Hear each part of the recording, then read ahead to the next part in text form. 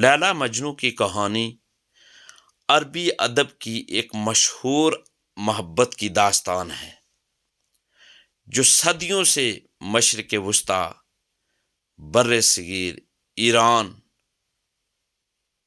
اور دنیا کے بہت سارے ممالک میں مشہور ہے۔ اس داستان کو مختلف شاعروں نے بیان کیا۔ یہ کہانی نہ صرف عشق مجازی کی انتہا کو ظاہر کرتی ہے بلکہ اس کے اندر عشق حقیقی کی جھلک بھی نمایاں ہے۔ قیس و لیلا دونوں بچپن میں ایک ساتھ پڑھتے تھے اور قیس کا تعلق بنی عامر قبیلے سے تھا۔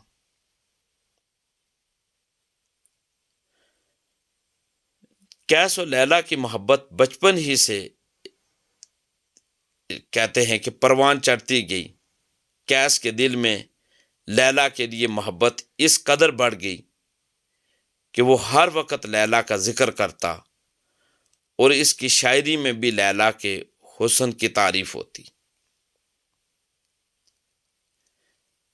قیس کی محبت جب شدت اختیار کر گئی تو لوگوں نے اسے مجنوں کہنا شروع کر دیا۔ لیلا کے والدین کو جب ان کی محبت کا علم ہوا تو انہوں نے ان کی مخالفت کی اور ملاقات پر پابندی لگا دی۔ یوں لیلا کا نکاح کسی اور سے کر دیا گیا اور یہی لمحہ قیس کی زندگی کا سب سے بڑا صدمہ بن گیا۔ کہتے ہیں لیلا کی شادی کے بعد قیس جنگلوں کی طرف نکل گیا۔ اس نے دنیا سے کنارہ کشی اختیار کر لی اور جنگلوں میں زندگی گزارنے لگا۔ وہاں وہ درختوں اور پتھروں پر لیلا کا نام لکھتا اور ہر چیز میں اس کا عکس دیکھتا۔ کہتے ہیں لیلا اپنی شادی شدہ زندگی میں خوش نہیں تھی کیونکہ وہ قیس سے محبت کرتی تھی۔ اس کی حالت بگڑتی گئی اور آخر کار وہ قیس کی جدائی میں وفات پا گئی۔ کہتے ہیں جب قیس کو لیلا کی وفات کی خبر ملی تو وہ اس غم کو برداشت نہ کر سکا۔ کچھ روایات کے مطابق قیس نے لیلا کی قبر پر جا کر اپنی جان دے دی۔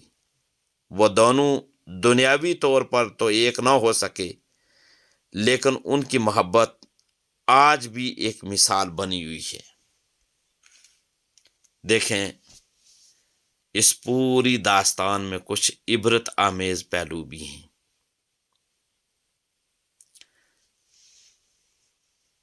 اس پوری داستان میں ہم دیکھتے ہیں کہ لیلا اور مجنوں کی محبت دنیاوی خواہشات سے بالا تر اور پاکیزہ تھی۔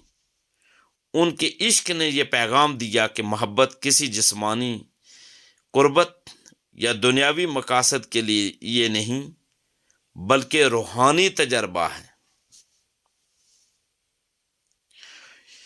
ان کی کہانی یہ سکھاتی ہے کہ محبت صرف پانے کا نام نہیں بلکہ قربانی دینے کا جذبہ بھی رکھتی ہے۔ مجنوں نے اپنی محبت میں کبھی کوئی شکایت نہ کی اور اپنی زندگی کے آخری لمحے تک لیلا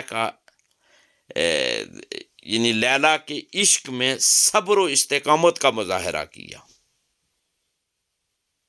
لیلا مجنوں کی داستان یہ بھی سکھاتی ہے کہ دنیاوی رواج اور سماجی دباؤ محبت کی راہ میں بڑی رکاوٹیں پیدا کرتے ہیں۔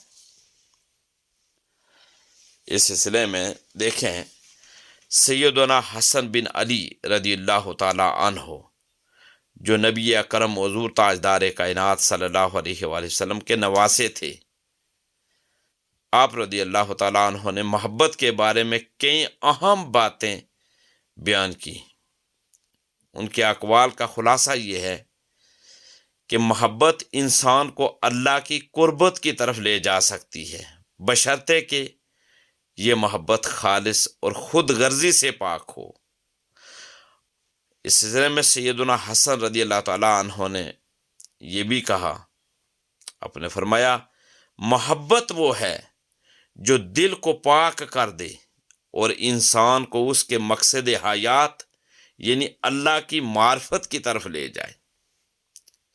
لیلا مجنو کی محبت کو اس روشنی میں دیکھا جا سکتا ہے کہ ان کی محبت نے قیس کو دنیا کی جھوٹی خواہشات سے آزاد کر کے ایک بلند روحانی مقام تک پہنچایا۔ اس سلسلے میں دیکھتے ہیں کہ مولانا جلال الدین رومی رحمۃ اللہ علیہ، آپ رضی اللہ تعالیٰ عنہ نے عشق کو 2 قسموں میں تقسیم کیا۔ ایک عشق مجازی میں، اور عشق مجازی یہ وہ محبت ہے جو 2 انسانوں کے درمیان ہوتی ہے۔ مولانا رومی کے نزدیک یہ محبت اگرچہ دنیاوی ہے لیکن یہ اللہ کے عشق کی جانب پہلا قدم ہو سکتی ہے، اور دوسری قسم عشق حقیقی ہے۔ یہ محبت براہ راست اللہ سے ہوتی ہے جو انسان کو اس کی روحانی حقیقت سے روشناس کراتی ہے۔ اس سلسلے میں مولانا جلال الدین رومی رحمۃ اللہ علیہ فرماتے ہیں مجنو لیلا کے حسن میں محو تھا، لیکن وہ حسن دراصل خالق کی تخلیق کا مظہر تھا۔ اگر انسان کسی بھی چیز یا شخص میں خدا کے جمال کو دیکھنے لگے تو اس کا عشق حقیقی بن جاتا ہے۔ رومی کے نزدیک لیلا مجنو کی کہانی ایک علامتی سفر ہے جو انسان کو ظاہری محبت سے حقیقی محبت تک لے جاتا ہے۔ سلسلے میں مولانا جلال الدین رومی رحمۃ اللہ علیہ نے ایک حکایت بیان کی ہے جس میں مجنو کسی کے پوچھنے پر کہتا ہے تم لیلا کو دیکھنا چاہتے ہو لیکن تمہاری آنکھیں اس حسن کو دیکھنے کے قابل نہیں ہیں۔ اگر تم لیلا کو میرے دل کی آنکھ سے دیکھو تو تمہیں اس کا حقیقی جمال نظر آئے گا۔ یہ حکایت اس بات کی علامت ہے کہ سچی محبت ظاہری نہیں بلکہ روحانی ہوتی ہے۔ اس پوری داستان کا جو